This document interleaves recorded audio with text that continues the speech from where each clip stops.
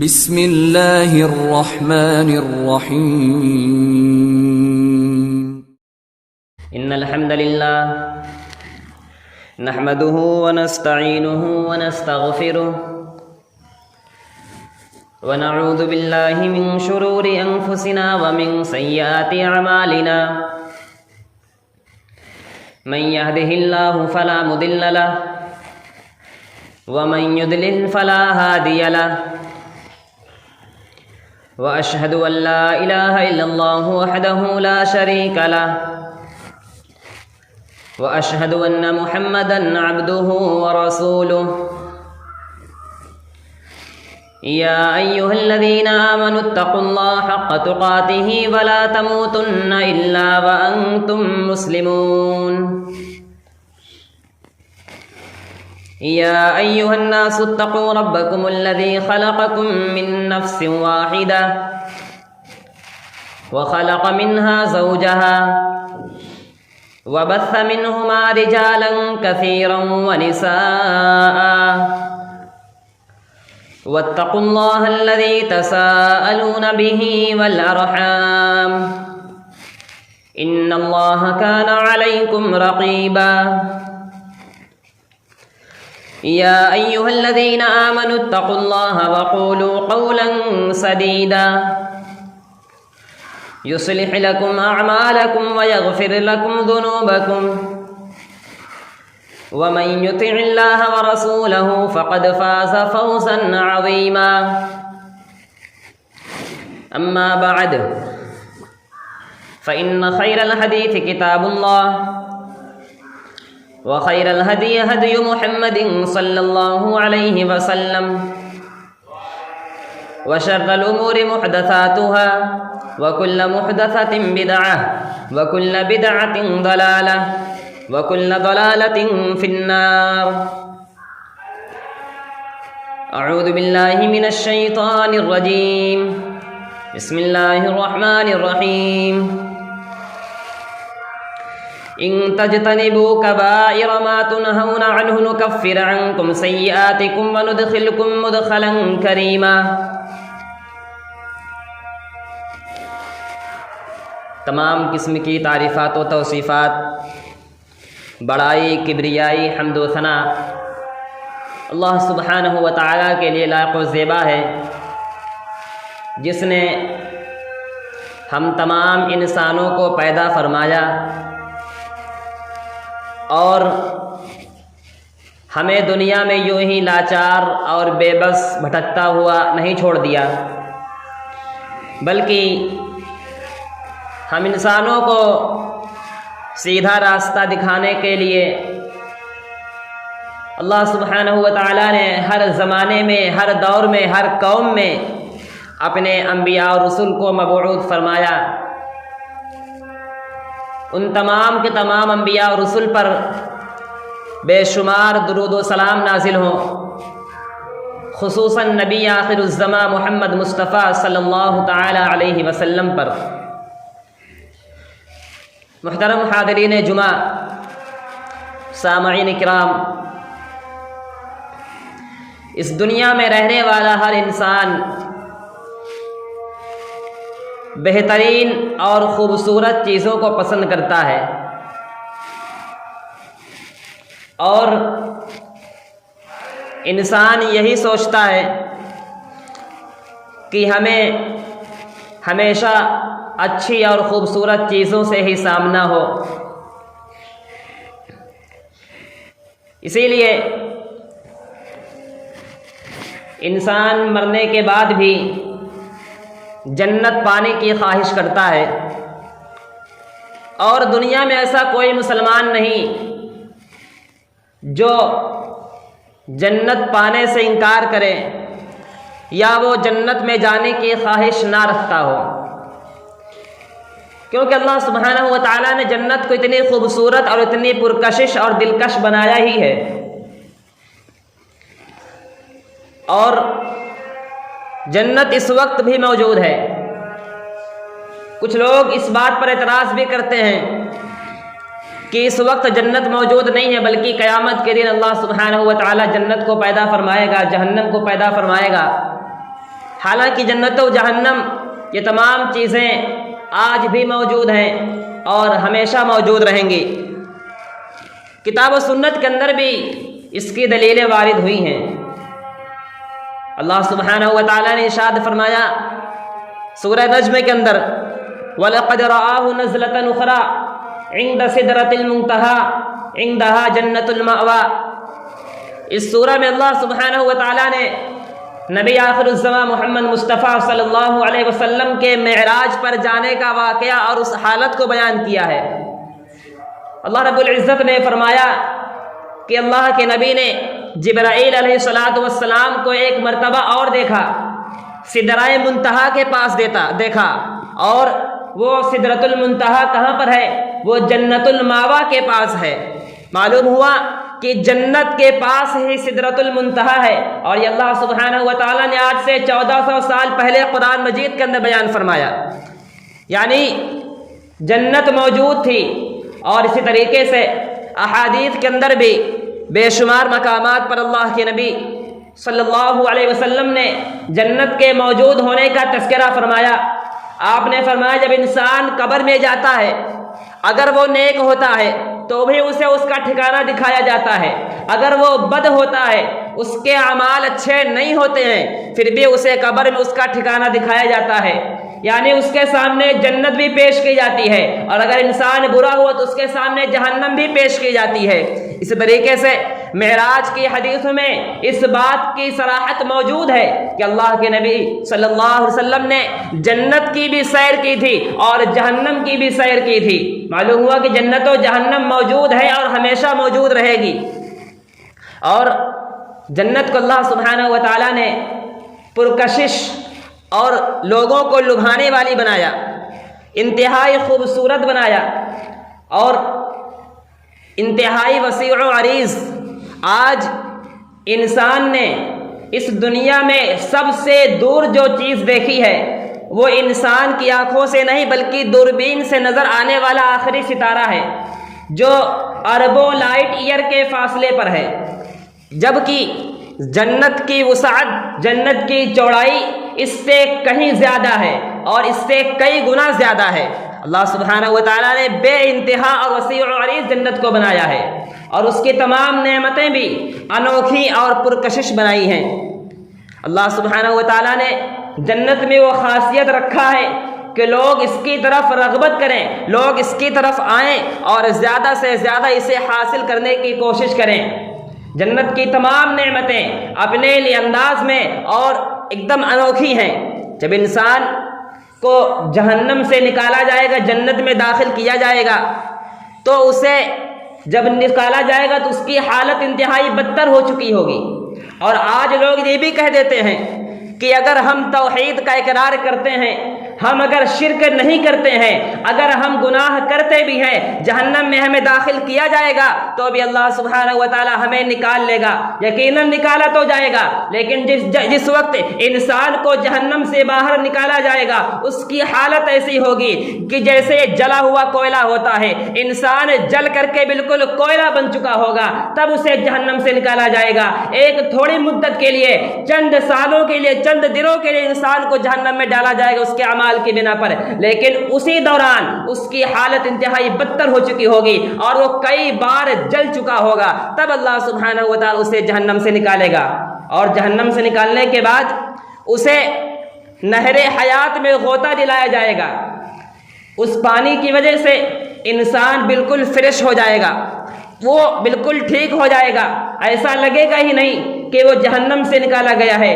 پھر اسے جنت میں داخل کیا جائے گا، اور اس کے بعد جنت و جہنم میں جو لوگ جانے والے چلے جائیں گے، اللہ سبحانہ و تعالی موت کو حاضر کرے گا ایک دمبے کی شکل میں، اور موت کو تمام لوگوں کے سامنے ذبح کر دیا جائے گا۔ اب آج کے بعد کسی کو موت نہیں آنے والی، اعلان کیا جائے گا جو لوگ جنت میں جا چکے ہیں وہ لوگ جنت میں ہی رہیں گے، جو لوگ جہنم میں جا چکے ہیں وہ لوگ جہنم میں ہی رہیں گے۔ اب کسی کو بھی کہیں سے نکالا نہیں جائے گا، جو لوگ جس میں چلے گئے تو اس میں ہمیشہ ہمیشہ رہیں گے، اور موت کو ختم کر دیا جائے گا، موت کو ذبح کر دیا جائے گا۔ یعنی انسان جنت میں یا جہنم میں ہمیشہ رہے گا۔ اب انسان کو جنت کی رغبت کرنی چاہیے، ایسے اعمال کرنی چاہیے جن کے ذریعے سے انسان جنت کو حاصل کر سکے۔ اور ایک مومن بندہ، ایک مسلمان بندہ اسی کوشش میں رہتا ہے کہ وہ ایسے ایسے اعمال کرے اور زیادہ سے زیادہ نیکیاں کرنے کی کوشش کرے تاکہ اللہ سبحانہ و تعالیٰ اس سے راضی ہو اور اس کے بدلے اللہ تعالیٰ اسے جنت میں داخلہ عطا فرما دے۔ سوال یہ پیدا ہوتا ہے وہ کون سے اعمال ہیں، وہ کون سی نیکیاں ہیں جن کی بنا پر اللہ سبحانہ و تعالیٰ اپنے مومن بندوں کو، ان نیکیوں کو، ان اعمال کو کرنے والے بندوں کو جنت جیسی عظیم نعمت سے نوازے گا۔ اعمال کی بات کی جائے تو سب سے پہلی بنیاد جو شرط ہے وہ ایمان کا ہونا ہے، یعنی ایک انسان ایمان لے آئے۔ ایمان کن چیزوں پر لے آنا ہے؟ ایمان لانے والی کل 6 چیزیں ہیں، ان 6 چیزوں پر ہر انسان کو ایمان لانا ہوگا، تب اللہ سبحانہ و تعالیٰ اس کے لیے جنت کو اس میں داخل کرے گا اس انسان کو۔ وہ 6 چیزیں کون سی ہیں؟ سب سے پہلے اللہ سبحانہ و تعالیٰ کی ذات پر ایمان لے آنا کہ یقیناً اللہ کی ذات موجود ہے اور جو عرش پر قائم ہے وہ تمام چیزوں سے بے نیاز ہے، اسے کسی کی کوئی ضرورت نہیں ہے۔ تمام لوگوں کو اللہ کی رضامندی کی اور اللہ کی مدد کی ضرورت ہے، اللہ کو کسی کی حاجت نہیں ہے، اور اللہ تک پہنچنے کے لیے بھی انسان کو کسی کی حاجت نہیں ہے۔ اللہ سب کی ڈائریکٹ سنتا ہے، اللہ سبحانہ و تعالیٰ تمام لوگوں کی آواز کو، تمام لوگوں کی دعا کو بالکل سامنے سے، بالکل قریب سے سنتا ہے۔ کسی بھی انسان کو درمیان میں کوئی چیز لانے کی ضرورت نہیں ہے۔ اللہ سبحانہ و تعالیٰ پر اس طریقے سے ایمان لانا ہوگا۔ دوسری چیز، اللہ رب العزت نے اس دنیا کے اندر جتنے بھی انبیاء اور رسول کو مبعوث فرمایا ہے، جب سے یہ دنیا پیدا کی گئی ہے تب سے آخری نبی جناب محمد رسول اللہ صلی اللہ علیہ وسلم تک جتنے بھی انبیاء کرام اس دنیا میں آئے سب پر ایمان لانا ضروری ہے، چاہے وہ موسیٰ علیہ السلام ہو، چاہے وہ عیسیٰ علیہ السلام ہو۔ اور اسلام کی یہی خاصیت ہے کہ اس دنیا میں جتنے بھی انبیاء کرام آئے سب کو ماننا ایمان کا حصہ ہے، اور ایسا دوسرے مذاہب میں نہیں پایا جاتا ہے۔ تیسری چیز، اللہ سبحانہ و تعالیٰ نے جتنی بھی کتابیں، آسمانی کتابیں نازل فرمائی ہیں، ان تمام آسمانی کتابوں پر ایمان لانا ضروری ہے۔ 5 کتابوں کا تذکرہ ملتا ہے، ایک صحف ابراہیم ہے، ایک زبور ہے، ایک تورات ہے، ایک انجیل ہے اور ایک قرآن مجید ہے۔ لیکن ان 5 کتابوں کے علاوہ بھی اللہ سبحانہ و تعالیٰ نے اپنے رسولوں کو کتابوں سے نوازا ہے، ان کتابوں کا تذکرہ نہیں کیا ہے، لیکن ہمیں مسلمان ہونے کی حیثیت سے ان تمام کی تمام کتابوں پر ایمان رکھنا ضروری ہے کہ اللہ سبحانہ و تعالیٰ نے ان کتابوں کے علاوہ بھی لوگوں کو، رسولوں کو کتابوں سے نوازا ہے۔ چوتھی چیز، فرشتوں پر ایمان لانا کہ اللہ سبحانہ و تعالیٰ نے اپنا کام کرانے کے لیے فرشتوں کو پیدا فرمایا ہے، جنہیں اللہ سبحانہ و تعالیٰ نے نور سے پیدا کیا ہے، اور جو بھی صفات فرشتوں کی قرآن و حدیث کے اندر بیان کی گئی ان تمام کی تمام صفات پر ایمان لانا ضروری ہے۔ 5ویں چیز، اللہ سبحانہ و تعالیٰ نے فرمایا 5ویں چیز یوم آخرت پر ایمان لانا ہے کہ انسان اس دنیا میں رہتا ہے لیکن یہ دنیا فنا ہو جانے والی ہے، اور انسان کو آخرت کا سامنا کرنا ہے جہاں اس کے نیک اعمال کا اور اس کے برے اعمال کا پورا بدلہ دیا جائے گا، اور وہ یوم آخرت، وہ فیصلہ کا دن یقیناً آ کر رہے گا۔ انسان کو اس چیز پر بھی ایمان لانا ہے۔ اور 6ٹھی چیز، اچھی بری تقدیر پر ایمان لانا ہے۔ اس دنیا کے اندر جتنے بھی کام ہو رہے ہیں، چاہے وہ اچھے کام ہو چاہے وہ برے کام ہو، ہر کام میں اللہ سبحانہ و تعالیٰ کا کوئی نہ کوئی ارادہ ضرور ہوتا ہے۔ انسان کو مصیبت آتی ہے، پریشانی آتی ہے تو بھی اللہ کی مرضی سے آتی ہے، انسان کو خوشحالی ملتی ہے تو بھی وہ اللہ کی مرضی سے ملتی ہے۔ ان تمام کے تمام 6 چیزوں پر انسان کا ایمان لانا یہ ضروری ہے۔ اس کے بعد ان اعمال سے بچنا جو انسان کے ایمان کو ضائع کر دیں، ایسی چیزیں انسان ان سے پرہیز کرے جو اس کے ایمان کو خطرہ پہنچائیں اور اس کے ایمان کے لیے ضرر کا ذریعہ بنے۔ وہ چیزیں کون سی ہیں؟ اللہ سبحانہ و تعالیٰ کے ساتھ شرک کرنا، اللہ کی محبت جیسی کسی اور سے محبت کرنا، کسی غیر کے لیے اللہ سبحانہ و تعالیٰ سے زیادہ محبت کرنا، کسی غیر پر بھروسہ کرنا، توکل کرنا۔ جس طریقے سے انسان اللہ سبحانہ و تعالیٰ پر توکل کرتا ہے، اللہ پر بھروسہ کرتا ہے، اور اللہ سے بڑھ کر کسی پر توکل کرنے کا کوئی حد، کوئی امکان ہی نہیں۔ اللہ سبحانہ و تعالیٰ پر توکل کرنا ہے، غیر اللہ پر توکل نہیں کرنا ہے۔ اور نفع و نقصان پہنچانے میں بھی اللہ کو اکیلا سمجھنا ہے، کسی غیر کو اس میں شامل نہیں سمجھنا کہ اگر ہم فلاں چیز یا فلاں کام نہ کریں تو کوئی بھی انسان یا کوئی بھی مخلوق، اللہ کی کوئی بھی مخلوق ہمیں نقصان پہنچا دے یا ہمیں کوئی نفع پہنچا دے۔ اللہ کی مرضی کے بغیر یہ تمام چیزیں ہونے والی نہیں ہیں۔ یا اللہ کو چھوڑ کر کے غیر کو قبروں پر کسی انسان کے سامنے سجدہ کرنا، یہ بھی ایمان کو ضائع کر دینے والی چیز ہے، انسان کے ایمان کو ختم کر دینے والی چیز ہے۔ اللہ کے چھوڑ کر کے دوسرے لوگوں کے نام پر ذبح کرنا، دوسرے لوگوں کے نام کی نذر و نیاز ماننا، یہ تمام کی تمام چیزیں ایمان کو ختم کر دینے والی اور ایمان کو ضائع کر دینے والی چیز ہیں۔ اس طریقے سے بیت اللہ کے علاوہ کسی دوسری جگہ کا طواف کرنا، اور لوگ دوسری جگہوں کا طواف کرتے بھی ہیں، لیکن یاد رکھیے کعبۃ اللہ کے گھر کے علاوہ کسی اور گھر کا طواف کرنا یہ صحیح نہیں ہے، یہ جائز نہیں ہے، یہ انسان کے ایمان کو ختم کر دینے والی چیز ہے۔ اس طریقے سے مشکلات میں یا کسی بھی حالت میں اللہ کو چھوڑ کر کے کسی اور سے مدد مانگی جائے، کسی اور سے فریاد کی جائے، کسی اور کو مسیحا مانا جائے یا کسی اور کو مشکل دور کرنے کے لیے پکارا جائے، یہ تمام کی تمام چیزیں ایمان کو ضائع کر دینے والی چیز ہیں۔ جب انسان ایمان لے آئے، ایک انسان مسلمان بن جائے تو اسے کامل مسلمان بننا چاہیے، اپنے ایمان کی حفاظت کرنی چاہیے اور ایسے تمام کام سے بچنا چاہیے جو چیزیں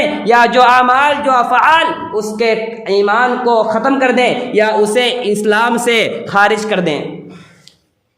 ایک انسان جب مکمل مسلمان بن جاتا ہے، اپنے ایمان کی بھی حفاظت کر لیتا ہے، تو اسے کبیرہ گناہوں سے بچنا چاہیے۔ اللہ سبحانہ و تعالیٰ نے قرآن مجید کے اندر فرمایا ان تجتنبوا کبائر ما تنہون عنہ نکفر عنکم سیئاتکم وندخلکم مدخلا کریما، اگر تم کبیرہ گناہوں سے بچ جاؤ جن کے کرنے سے تمہیں منع کیا گیا، تمہیں روکا گیا ہے، تو ہم تمہارے صغیرہ گناہوں کو خود سے ہی معاف کر دیں گے۔ اللہ سبحانہ و تعالیٰ کتنا بڑا آفر دے رہا ہے۔ ایک انسان اگر کبیرہ گناہوں سے اجتناب کرے، جن کاموں سے اللہ سبحانہ و تعالیٰ نے منع کیا ہے ان سے رکے، ان سے بچے، اللہ تعالیٰ ہماری چھوٹے چھوٹے غلطیوں کو اپنے سے ہی معاف کر دیا کرتے ہیں۔ اور اللہ نے آگے فرمایا وَنُدْخِلُكُم مُدْخَلًا كَرِيمًا، ہم تمہیں عزت والی جگہ میں داخل کریں گے۔ جنت سے بڑی عزت والی جگہ اور کون سی ہو سکتی ہے؟ اللہ سبحانہ و تعالیٰ ایسے انسان کو جو کبیرہ گناہوں سے اجتناب کرتا ہے اسے جنت میں داخل کریں گے۔ اگر کبیرہ گناہوں کو ایک ایک کر کے بیان کیا جائے تو یہ کافی لمبی فہرست ہو جائے گی۔ چند صفات بیان کر دیتے ہیں۔ وہ صفات، وہ چیزیں جن گناہوں میں، جن کاموں میں پائی جائیں، وہ گناہ یا وہ کام وہ کبیرہ میں شمار کیا جائے گا، کبیرہ گناہ میں اس کا شمار ہوگا۔ وہ کون سی چیزیں ہیں، وہ کون سی صفات ہیں؟ سب سے پہلے صفت یہ ہے کہ ایسا کام جس کے کرنے پر دنیا میں کوئی حد اور کوئی سزا مقرر کی گئی ہو، مثال کے طور پر چوری کرنا، بدکاری کرنا، ایسے تمام کام جن پر دنیا میں ہی حد جاری کرنے کا فیصلہ کیا گیا، وہ تمام کے تمام کام گناہ کبیرہ میں شمار کیے جائیں گے۔ اسی طریقے سے ایسے تمام کام جن کے کرنے پر انسان کے ایمان کو ضائع ہونے کی وعید سنائی گئی ہے کہ اگر انسان ایسا کام کرے تو اس کا ایمان ختم ہو جائے گا، ان کاموں کا بھی شمار کبیرہ گناہوں میں کیا جائے گا۔ اس طریقے سے ایسے گناہ جن کے کرنے پر آخرت میں وعید سنائی گئی کہ اگر انسان ایسے کام کرے گا تو آخرت میں اس کے لیے سخت سزا ہوگی، مثال کے طور پر مرتد ہو جانا، نفاق والی زندگی بسر کرنا، اللہ کے ساتھ شرک کرنا، اور ایسے تمام کام جن میں اللہ سبحانہ و تعالیٰ نے آخرت میں سخت سزا کی وعید سنائی ہے، وہ تمام کام گناہ کبیرہ میں شمار ہوں گے۔ اس طریقے سے وہ تمام افعال، وہ تمام اعمال، وہ تمام کام جن کے بارے میں کتاب و سنت میں لعنت وارد ہوئی ہے کہ اللہ یا اس کے نبی جناب محمد رسول اللہ صلی اللہ علیہ وسلم نے ان لوگوں پر لعنت فرمائی ہے، ایسے تمام کام بھی اللہ سبحانہ و تعالیٰ کے نزدیک گناہ کبیرہ میں شمار ہوں گے۔ مثال کے طور پر کسی غیر کے لیے ذبح کرنا یا ایسے کوئی کام کرنا، اللہ سبحانہ و تعالیٰ نے فرمایا لعنت اللہ علی الکاذبین، جھوٹے لوگوں پر اللہ کی لعنت ہو۔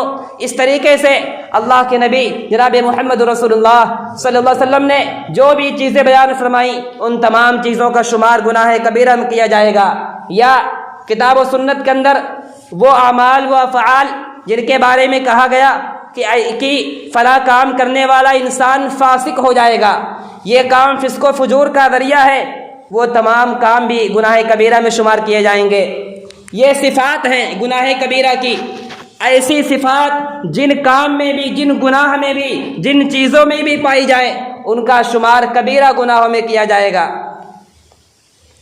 ایک انسان جب کبیرہ گناہوں سے بھی بچ جاتا ہے، وہ ایمان لے آتا ہے، اپنے آپ کو مسلمان کہتا ہے، تو اس کے بعد اپنے ایمان کو سنبھال کر کے بھی رکھتا ہے، کبیرہ گناہوں سے بھی بچ جاتا ہے، تو اسے دین اسلام پر استقامت پکڑنی چاہیے۔ دنیا میں کوئی بھی مصیبت آ جائے، کوئی بھی پریشانی آ جائے، انسان کو دین اسلام پر ثابت قدم رہنا ہے، اسے ڈگمگانا نہیں ہے، کسی بھی حالت میں اسے دین اسلام کو چھوڑنا نہیں ہے۔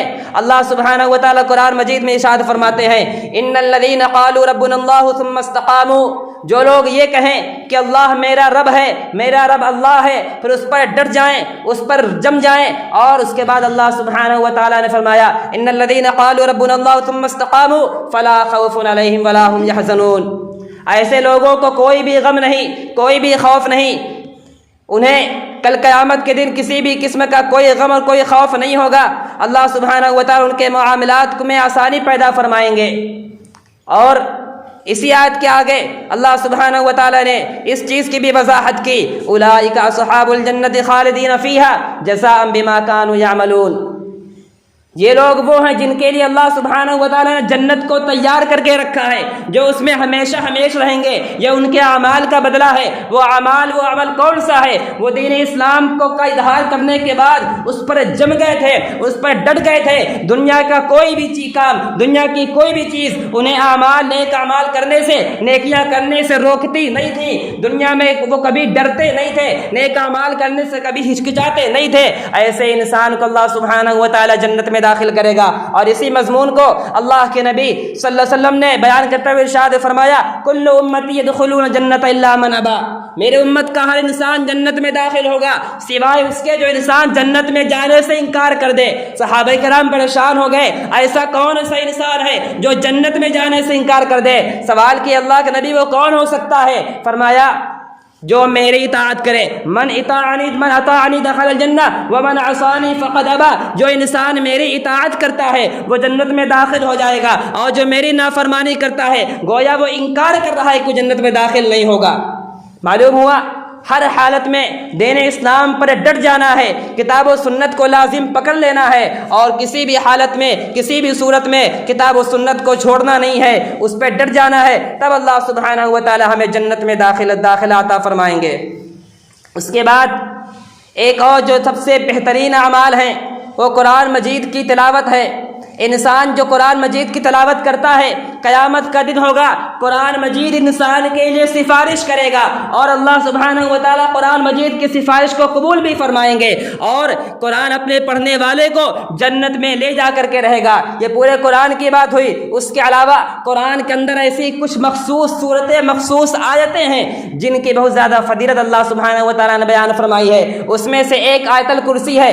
اللہ کے نبی نے ارشاد فرمایا، جو انسان ہر فرض نماز کے بعد آیت الکرسی پڑھتا ہے تو اسے جنت میں جانے سے صرف موت ہی روک سکتی ہے۔ جیسے اسے موت آئے گی اللہ سبحانہ و تعالیٰ اسے اس کے لیے جنت کا انتظام کر دیں گے، اور اس کی قبر میں جنت کی کھڑکی کھول دیں گے۔ اسی طریقے سے سورہ ملک ہے، اللہ کے نبی ارشاد فرماتے ہیں جو انسان سورہ ملک کی تلاوت کرتا ہے، یہ ایسی سورت ہے جو کل قیامت کے دن اللہ سبحانہ و تعالیٰ سے اپنے پڑھنے والے کے بارے میں جھگڑا کرے گی، اور یہ سورت انسان کو ہر حال میں اپنے پڑھنے والے کو جنت میں لے کر کے جائے گی۔ اللہ سبحانہ و تعالیٰ اس کی دعا کو، اس کے فریاد کو قبول بھی کریں گے، اور اس کے پڑھنے والے کو جنت میں داخل بھی فرمائیں گے۔ جو انسان رات میں سوتے وقت سورہ ملک کی تلاوت کر لیتا ہے تو یہ اس کے لیے جنت میں جانے کا ذریعہ ہے۔ اس طریقے سے سورہ اخلاص ہے، اسلام کی جو سب سے پہلی مسجد تھی، مسجد قباء، اس میں ایک صاحب نماز پڑھایا کرتے تھے، اور اپنے نماز پڑھانے کے دوران وہ ہر نماز میں، نماز کی ہر رکعت میں سورہ فاتحہ کے ساتھ ایک سورہ بھی ملاتے تھے، اور ایک سورہ ملانے کے بعد وہ سورہ اخلاص کو اس میں شامل کر لیا کرتے تھے۔ یہ ان کا روزانہ کا معمول تھا۔ اللہ کے نبی صلی اللہ علیہ وسلم کو خبر دی گئی کہ یا رسول اللہ، وہ ہر رکعت میں سورہ اخلاص کی تلاوت ضرور کرتے ہیں۔ ان کو طلب کیا گیا، اللہ کے نبی ان سے سوال کرتے ہیں وجہ کیا ہے؟ تم ہر نماز میں اور ہر رکعت میں سورہ اخلاص کی تلاوت کیا کرتے ہو۔ وہ ارشاد فرماتے ہیں اللہ کے نبی صلی اللہ علیہ وسلم، ہمیں سورہ اخلاص سے محبت ہے، اس لیے میں تمام رکعتوں میں سورہ اخلاص کی تلاوت کیا کرتا ہوں۔ اللہ کے نبی نے فرمایا سورہ اخلاص سے تمہاری یہی محبت تمہیں جنت میں لے کر کے جائے گی۔ سورہ اخلاص کو اللہ سبحانہ و تعالیٰ نے یہ مقام عطا فرمایا ہے، اور جو انسان دن میں 10 مرتبہ سورہ اخلاص کی تلاوت کرتا ہے، اللہ سبحانہ و تعالیٰ جنت میں اس کے لیے ایک گھر بنا دیتے ہیں۔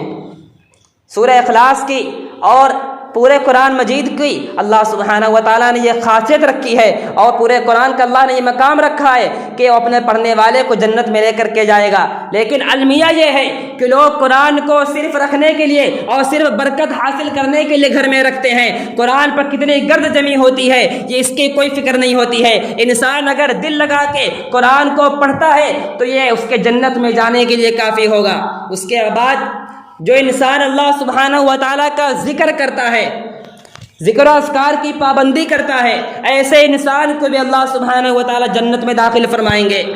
اللہ کے نبی جناب محمد رسول اللہ صلی اللہ علیہ وسلم کے پاس چند غریب صحابہ کرام آتے ہیں اور وہ عرض کرتے ہیں یا رسول اللہ، ہم میں جو امیر لوگ ہیں وہ تو ہم سے پہلے جنت میں داخل ہو جائیں گے اور ہم سے زیادہ وہ مقام پائیں گے۔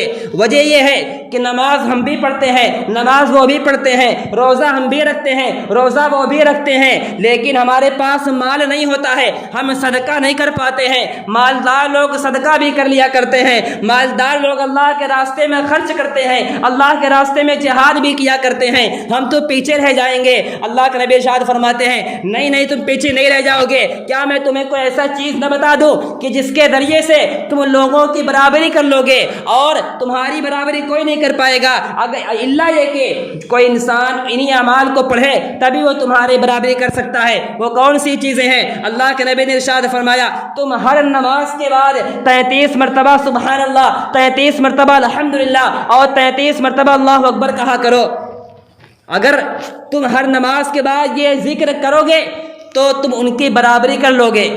یہ اعمال، یہ اذکار اتنے وزنی ہیں، اللہ سبحانہ و تعالیٰ کے نزدیک اتنے پسندیدہ ہیں کہ اللہ تعالیٰ ان کے کہنے والے کو جنت میں داخلہ عطا فرمائیں گے۔ اسی طریقے سے اللہ کے نبی صلی اللہ علیہ وسلم نے دوسری حدیث میں بیان فرمایا کہ 2 اعمال ایسے ہیں جو بہت ہی آسان ہیں، بہت ہی ہلکے ہیں، لیکن ان کو کرنے والے لوگوں کی تعداد بھی بہت ہی کم ہے۔ آپ نے فرمایا پہلا تو یہ کہ انسان ہر نماز کے بعد 10 مرتبہ سبحان اللہ، 10 مرتبہ الحمدللہ اور 10 مرتبہ اللہ اکبر کہے، اور دوسرا یہ کہ وہ انسان سوتے وقت اپنے بستر پر جانے پر 33 مرتبہ سبحان اللہ، 33 مرتبہ الحمدللہ اور 34 مرتبہ اللہ اکبر کہے۔ آپ نے فرمایا انسان وہاں پر بستر پر جا کر کے 100 مرتبہ اللہ کا ذکر کرے گا، اس کے نامہ اعمال میں 1000 مرتبہ لکھا جائے گا، اور انسان نماز کے بعد کل 30 مرتبہ 10 مرتبہ 30 مرتبہ وہ کہے گا، 5 وقت کی نماز میں وہ 150 مرتبہ کہے گا، لیکن اللہ سبحانہ و تعالیٰ اس کے نامہ اعمال میں 1500 ذکر و اذکار لکھے گا۔ صحابہ کرام نے پوچھا یا رسول اللہ یہ تو بڑے آسان ہیں، لیکن لوگ ان کے کرنے والے لوگ کم کیوں ہیں؟ اللہ کے نبی نے ارشاد فرمایا ایک انسان نماز پڑھنے کے بعد بیٹھتا ہے، اس سے پہلے کہ وہ ذکر و اذکار کرے شیطان اسے کوئی کام یاد دلا دیتا ہے اور وہ بھول جاتا ہے۔ ایک انسان بستر پر جاتا ہے، اس سے پہلے کہ وہ اللہ کا ذکر کرے شیطان اسے سلا دیتا ہے اور وہ سو جاتا ہے، انسان وہ اعمال نہیں کرتا ہے، اس لیے اس کے کرنے والوں کی تعداد کم ہے۔ معلوم ہوا کہ ذکر و اذکار کرنے کی بھی بہت زیادہ فضیلت ہے۔ اسی طریقے سے ایک ذکر ہے لا حول ولا قوت الا باللہ۔ ہم یہ سوچتے ہیں اور زیادہ تر لوگ یہی سوچتے ہیں کہ یہ ذکر شیطان کو بھگانے کے لیے ہے، لیکن اللہ کے نبی جناب محمد رسول اللہ نے فرمایا الا ادلک علی کنز من کنوز الجنہ، کیا میں تمہیں جنت کے خزانوں میں سے خزانہ نہ بتا دوں؟ صحابہ نے عرض کیا کیوں نہیں؟ آپ نے فرمایا قل لا حول ولا قوت الا باللہ، تم لا حول ولا قوت الا باللہ پڑھا کرو، یہ جنت کے خزانوں میں سے ایک خزانہ ہے۔ اس طریقے سے ایک اور بہترین ذکر اللہ کے نبی نے ارشاد فرمایا کلمتان خفیفتان علی اللسان ثقیلتان فی المیزان حبیبتان الی الرحمن سبحان اللہ وبحمدہ سبحان اللہ العظیم۔ دو کلمے ہیں، زبان پر بھی بڑے ہلکے ہیں، اللہ کے نزدیک لیکن بڑے محبوب ہیں، اللہ کی میزان میں بڑے بڑے بھاری ہیں۔ زبان پر ہلکے ہیں لیکن دیگر مقامات پر بھاری ہیں۔ وہ کون سے کلمات ہیں؟ اللہ کے نبی ارشاد فرماتے ہیں سبحان اللہ وبحمدہ سبحان اللہ العظیم۔ یہ دو کلمے ایسے ہیں جو انسان کے نامۂ اعمال میں بہت زیادہ بھاری ہونے والے ہیں، اور جو انسان ان تمام اعمال کی، ان تمام اذکار کی پابندی کرتا ہے، ان کی بدولت اللہ سبحانہ و تعالیٰ اسے جنت میں داخلہ عطا فرمائیں گے۔ اسی طریقے سے نماز کی پابندی ہے، جو انسان پانچوں وقت کی نماز ادا کرتا ہے اور اس کے ساتھ ساتھ فجر اور عصر کی نماز بھی پابندی سے ادا کرتا ہے، کیونکہ ان دو نمازوں کی فضیلت کچھ زیادہ ہی ہے۔ اللہ کے نبی نے ارشاد فرمایا من صلی البردین دخل الجنہ، جو انسان دو ٹھنڈی نمازوں کو یعنی فجر کی نماز اور عصر کی نماز پڑھتا ہے وہ جنت میں داخل ہوگا۔ اس طریقے سے ہر فرض نماز کے آگے پیچھے جو سنتیں ہیں، ایک انسان اگر دن میں 12 رکعت سنتیں پڑھتا ہے تو اللہ سبحانہ و تعالیٰ اس کے بدلے اس کے لیے جنت میں درخت لگا دیا کرتے ہیں۔ یہ فرض نمازوں اور دیگر نفل نمازوں کی برکت ہے جس کی وجہ سے انسان جنت میں داخل ہوگا۔ اور اس کے علاوہ ایسی بہت ساری چھوٹی چھوٹی نیکیاں ہیں جو انسان کرے تو وہ اس کے لیے پہاڑ جیسی بن جائیں گی۔ اس میں سے ایک راستے سے تکلیف دہ چیزوں کو ہٹا دینا ہے۔ ہم راستہ چلتے ہیں، راستے میں کوئی تکلیف دہ چیز ہے اس کو ہم نے سائڈ کر دیا، اس کی فضیلت کیا ہے؟ اللہ کے نبی بیان فرماتے ہیں میں نے جنت میں ایک ایسے انسان کو ٹہلتے ہوئے دیکھا جو ایک درخت کی وجہ سے جنت میں داخل کیا گیا ہے۔ وہ درخت کیسا تھا؟ وہ درخت راستے میں تھا، لوگوں کو تکلیف ہوا کرتی تھی، اس انسان نے اس درخت کو کاٹ دیا، اس کی وجہ سے اللہ سبحانہ و تعالیٰ سے جنت میں داخل کر دیا۔ راستے سے تکلیف دہ چیزوں کو ہٹا دینے کی فضیلت ہے، اور بھی بے شمار فضیلتیں ہیں۔ جو انسان ایسے چھوٹے چھوٹے اعمال، چھوٹے چھوٹے نیکیاں کرتا ہے، یہ چھوٹے چھوٹے نیکیاں مل کر کے پہاڑ جیسی صورت اختیار کر لیتی ہیں۔ اور کوئی انسان اپنے سینے میں کسی کے خلاف نفرت نہیں رکھتا، کسی کے لیے کینہ اور حسد نہیں رکھتا ہے، ایسے انسان کو بھی اللہ سبحانہ و تعالیٰ جنت میں داخلہ عطا فرمائیں گے۔ ایک مرتبہ اللہ کے نبی صلی اللہ علیہ وسلم بیٹھے ہوئے تھے، آپ کے پاس صحابہ کرام بیٹھے ہوئے، آپ نے ارشاد فرمایا ابھی تمہارے سامنے ایک جنتی آدمی نمودار ہوگا، ایک جنتی آدمی کا یہاں سے گزر ہوگا۔ صحابہ کرام دیکھتے ہیں ایک انسان چلا جا رہا ہے، اس کی حالت بھی اچھی نہیں ہے، اس کے کپڑے بھی اچھے نہیں ہیں، وہ چلا گیا، ایک دن ہو گیا، دوسرا دن آیا، اللہ کے نبی نے پھر فرمایا ابھی تمہارے سامنے جنتی آدمی گزرے گا۔ دوسری مرتبہ بھی، دوسرے دن بھی وہی صحابی گزرے، تیسرے دن بھی وہی صحابی گزرے۔ انس بن مالک رضی اللہ تعالیٰ بیان فرماتے ہیں کہ میں نے سوچا یہ کون سا ایسا عمل کرتے ہیں جس کی وجہ سے اللہ کے نبی ان کے بارے میں کہہ رہے ہیں کہ یہ جنتی آدمی ہے۔ وہ ان کے پیچھے لگ گئے، ان کے گھر پہنچتے ہیں اور ان سے عرض کرتے ہیں میرے ابا کے ساتھ جھگڑا ہو گیا ہے، میں آپ کے یہاں رکنا چاہتا ہوں، آپ مجھے اپنے یہاں رکھ لیجئے۔ وہ بولتے ہیں کوئی بات نہیں، میرے یہاں رک جائیے۔ ان کی نیت یہ تھی، ان کا یہ ارادہ یہ تھا میں دیکھوں ایسے کون سے اعمال کرتے ہیں جن کی وجہ سے اللہ کے نبی نے دنیا میں جنت کی بشارت دے رہے ہیں۔ رات ہوتی ہے، وہ سوچتے ہیں رات میں کوئی نہ کوئی اعمال ضرور کرتے ہوں گے، رات گزر جاتی ہے کوئی عمل نہیں کرتے، رات میں وہ اٹھتے ہی نہیں، صبح اٹھتے ہیں تو انس بن مالک رضی اللہ تعالیٰ سوال کرتے ہیں کہ میں نے اللہ کے نبی صلی اللہ علیہ وسلم کو بیان کرتے ہوئے سنا ہے کہ آپ جنتی ہیں، لیکن میں نے آپ کو کوئی خاص عمل کرتے ہوئے نہیں دیکھا، آپ وہ کون سا عمل کرتے ہیں جس کی وجہ سے اللہ کے نبی نے آپ کو دنیا میں جنت کی بشارت دے دی ہے؟ انہوں نے فرمایا میں کوئی خاص عمل نہیں کرتا، لیکن اتنا ضرور ہے کہ میرے دل میں کسی کے خلاف کوئی کینہ نہیں ہے، کوئی حسد نہیں ہے، میں کسی کے خلاف کوئی نفرت نہیں پالتا، اپنے دل میں نہیں پالتا ہوں۔ یہی ایک نیک عمل ہے، ہو سکتا ہے اسی کی وجہ سے اللہ کے نبی نے ایسا کہا۔ انہوں نے کہا یقیناً یہی وہ عمل ہے جو آپ کو جنتی ہونے کا پرمان دے رہا، ثبوت دے رہا ہے۔ ایک انسان اپنے دل میں کسی کے خلاف نفرت نہیں رکھتا ہے، یہ بہت بڑی بات ہے، اور اللہ سبحانہ و تعالیٰ ایسے انسان کو جنت میں داخلہ عطا فرمائیں گے۔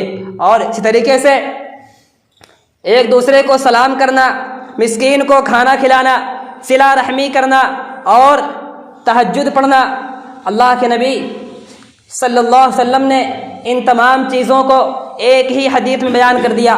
آپ نے فرمایا یا ایھا الناس افشوا السلام واطعموا الطعام وصلوا الارحام وصلوا باللیل والناس نیام تدخلوا الجنۃ بسلام۔ لوگوں، تم سلام کو عام کرو، لوگوں سے زیادہ سلام کیا کرو، مسکینوں کو کھانا کھلایا کرو اور لوگوں کے ساتھ صلہ رحمی کیا کرو، ان کے ساتھ اچھے سے پیش آیا کرو، اور جب تمام لوگ سوئے ہوئے ہوں اس وقت تم نماز پڑھا کرو۔ یہ وہ اعمال ہے، ان کے کرنے کی بنا پر کیا ہوگا؟ اللہ کے نبی ارشاد فرماتے ہیں تدخلوا الجنۃ بسلام، تم سلامتی کے ساتھ جنت میں داخل کر دیے جاؤ گے۔ اللہ اکبر، کتنے عظیم اعمال ہیں، لیکن حالت یہ ہے کہ انسان سلام صرف اپنے جان پہچان والے لوگوں سے ہی کرتا ہے، جبکہ ہر مسلمان سے انسان کو سلام کرنا چاہیے، اور سلام کرنا انسان کی آپسی محبت کو بڑھاتا ہے۔ اور مسکینوں کو کھانا کھلانا، صلہ رحمی کرنا، یہ بظاہر تو چھوٹے چھوٹے اعمال ہیں، لیکن یہ ایسے اعمال ہیں جن کی بنا پر انسان سلامتی کے ساتھ بغیر کسی غم کے، بغیر کسی فکر کے جنت میں داخل کر دیا جائے گا۔ اور بھی ایسے بہت سارے اعمال ہیں۔ انسان اگر دنیا میں رہتے ہوئے کسی انسان کی پردہ پوشی کرتا ہے، کسی انسان کا اگر کوئی عیب جانتا ہے، اس کی کوئی برائی جانتا ہے، اس کو چھپا لیتا ہے، اس کو لوگوں سے بیان نہیں کرتا ہے، تو اس کا فائدہ کیا ہوگا؟ اللہ کے نبی جناب محمد رسول اللہ صلی اللہ علیہ وسلم ارشاد فرماتے ہیں من ستر مسلما سترہ اللہ یوم القیامہ، جو انسان کسی مسلمان کا عیب چھپائے، کل قیامت کے دن اللہ تعالیٰ اس کے عیب کو چھپا لے گا، اور عیب کو چھپانے کا مطلب یہ ہے کہ اسے جنت میں داخلہ عطا فرما دے گا۔ ایک انسان اگر دنیا میں رہتے ہوئے کسی کا کوئی عیب جان گیا ہے، اسے دوسروں سے بیان نہ کرے، لیکن ہوتا یہ ہے کہ انسان کسی کا عیب جان کر کے اسے اپنے دل میں رکھے رہتا ہے اور مناسب وقت کی تلاش میں رہتا ہے، جیسے اسے مناسب وقت ملتا ہے انسان اس کی برائی کرنے سے پیچھے نہیں رہتا ہے۔ لیکن اگر ہم کسی کا راز اپنے دل میں رکھیں، اس کو ظاہر نہ کریں، تو اللہ سبحانہ و تعالیٰ کل قیامت کے دن ہمارے راز کو، ہماری برائیوں کو بھی چھپائے گا اور ہمیں جنت میں داخلہ عطا فرمائے گا۔ ایسے بہت سارے نیک اعمال ہیں جن کے کرنے پر اللہ سبحانہ و تعالی ہمیں جنت میں داخلہ ضرور عطا فرمائے گا، لیکن ان تمام اعمال کو کرنے پر ہمیں یہ بھی سوچنا چاہیے کہ ہم اللہ کی رضا کے بغیر داخل نہیں ہو سکتے ہیں۔ بغیر اللہ سبحانہ و تعالیٰ کے رحم و کرم کے بنا پر ہم جنت میں داخلہ نہیں پا سکتے ہیں۔ اگر ہم پر اللہ کا رحم ہوگا، اگر اللہ سبحانہ و تعالیٰ ہم پر اپنا خصوصی فضل کرے گا، تب جنت میں ہمیں داخلہ مل سکتا ہے۔ اگر ایک انسان نیک اعمال کرتا ہے، بہت زیادہ نیکیاں جمع کرتا ہے، اس پر اگر وہ غرور تکبر کرتا ہے تو بھی اس کی تمام نیکیاں ضائع کر دی جائیں گی۔ اور اگر اللہ سبحانہ و تعالی ہم پر اپنا رحم و کرم نہ کرے تو اس دنیا میں بھی ہمیں نیکیاں کرنے کی توفیق میسر نہیں ہوگی۔ اس لیے آج اگر ہم نیکیاں کر رہے ہیں، آج اگر ہم سیدھے راستے پر ہیں، تو ممکن ہے کل ہمارا پاؤں پھسل جائے، اس لیے کہ پاؤں پھسلتے دیر نہیں لگتی ہے۔ انسان کب بہک جائے، وہ کب گمراہ ہو جائے، اس کی کوئی متعینہ حد نہیں ہے۔ انسان کبھی بھی گمراہ ہو سکتا ہے، اسی لیے ہمیں اللہ سبحانہ و تعالی سے دین پر ثابت قدمی کی دعا کرتے رہنا چاہیے۔ ایک بہترین دعا اللہ سبحانہ و تعالی نے قرآن مجید میں اس کا تذکرہ کیا، ربنا لا تزغ قلوبنا بعد اذ ہدیتنا وہب لنا من لدنک رحمہ انک انت الوہاب۔ اور اسی طریقے سے حدیث کے اندر ایک جامع دعا آئی ہے، یا مقلب القلوب ثبت قلبی علی دینک۔ یہ تمام دعائیں اگر انسان کرتا ہے، اپنے آپ کو دین پر ثابت قدم رکھتا ہے، اللہ سبحانہ و تعالیٰ سے دعا کرتا ہے، اور اللہ سبحانہ و تعالیٰ کا اگر اس پر رحم ہوا، اللہ کا اگر خصوصی فضل ہوا، تو انسان کو اس کے اعمال کے بنا پر اللہ تعالیٰ ضرور بضرور جنت میں داخل عطا فرمائے گا۔ ہمیں زیادہ سے زیادہ نیکیاں کرنی چاہیے، زیادہ سے زیادہ نیک اعمال کرنے چاہیے، کیونکہ کل قیامت کے دن صرف دو آپشن ہوں گے، یا تو جنت ہوگی یا تو جہنم ہوگی۔ جنت بہترین ٹھکانہ ہے اور جہنم جہنم بدترین ٹھکانہ ہے۔ اگر ہم چاہتے ہمیں بہترین ٹھکانہ ملے تو اس کے ہمیں اس دنیا میں رہتے ہوئے کوشش کرنی ہے، اس دنیا میں رہتے ہوئے ہمیں اس کی طرف دوڑنا ہے، اس کی طرف دوڑ لگانی ہے، اور ایسے اعمال کرنے پڑیں گے، تب جب اللہ سبحانہ و تعالی ہمیں جنت میں داخلہ عطا فرمائے گا۔ اللہ سبحانہ و تعالی سے دعا ہے جب تک ہم اس دنیا میں زندہ رکھے، ایمان و اسلام پر قائم و دائم رکھے، اور ایسے تمام اعمال کرنے کا توفیق عطا فرما جو ہمارے جنت میں جانے کا ذریعہ بن سکیں۔ آمین۔ تقبل یا رب العالمین۔ اقول قولی ھذا واستغفر اللہ لی ولکم ولسائر المسلمین والحمد للہ رب العالمین۔